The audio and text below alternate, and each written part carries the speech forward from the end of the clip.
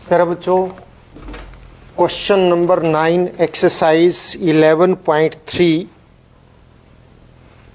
Class 8 तक सवाल हम पिछले लेक्चर में कर चुके हैं और 9th क्वेश्चन देखिए आपके सामने है। किसी सड़क को समतल करने के लिए एक सड़क रोलर को सड़क के ऊपर एक बार घूमने के लिए 750 चक्कर लगाने पड़ते हैं। कुल चक्र कितने? कुल चक्र 750। रोलर का व्यास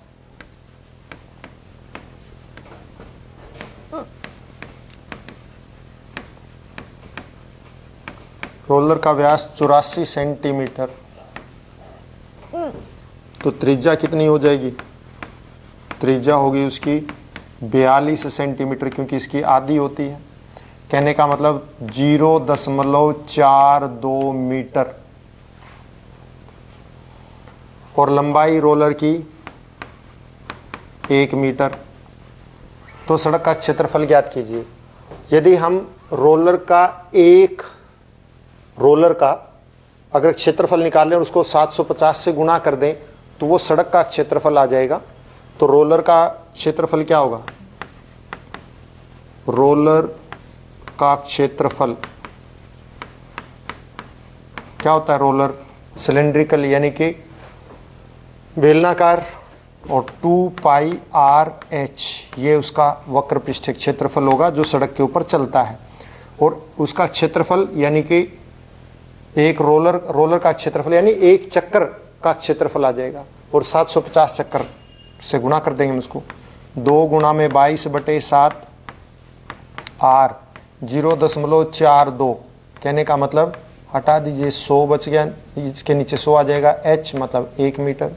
7 × 42, 6 दूनी 12 और 12 दूनी 24, 24 और 2 26/100 यानी कि 2.64 वर्ग मीटर रोलर का क्षेत्रफल आ गया। यानी एक चक्कर का क्षेत्रफल हो गया।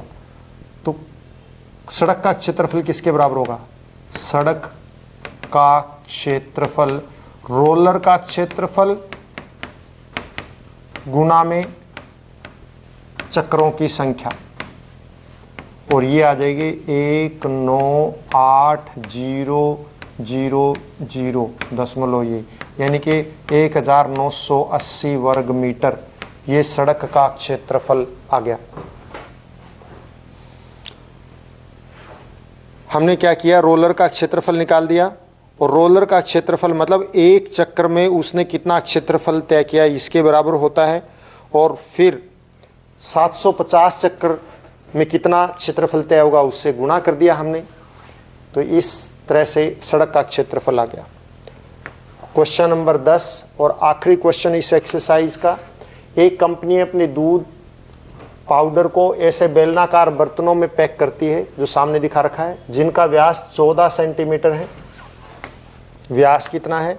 14 सेंटीमीटर। व्यास बराबर है 14 सेंटीमीटर। तो त्रिज्या कितनी हो जाएगी? यानी अर्धव्यास 7 सेंटीमीटर। कंपनी और ऊंचाई 20 सेंटीमीटर है। तो बर्तन की ऊंचाई कितनी है? यानी कि बर्तन की ऊंचाई बेलनाकार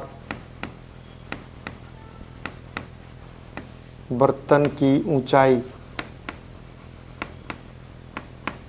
20 सेंटीमीटर।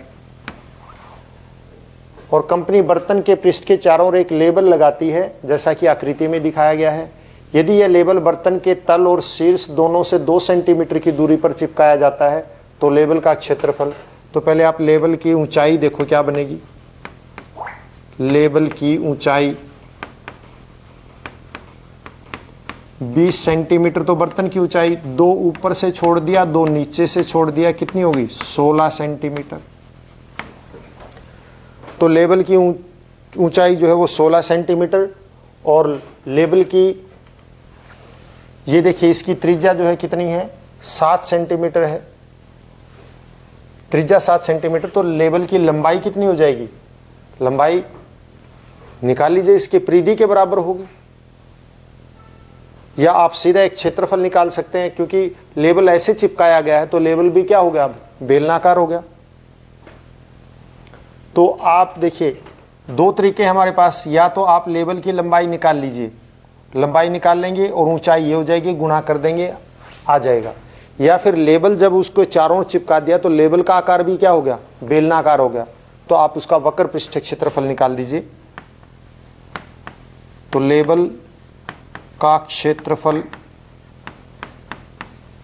किसके बराबर होगा? वक्र पृष्ठ क्षेत्रफल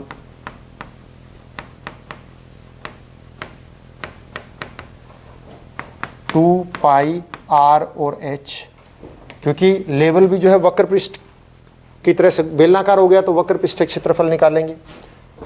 तो लेबल का क्षेत्रफल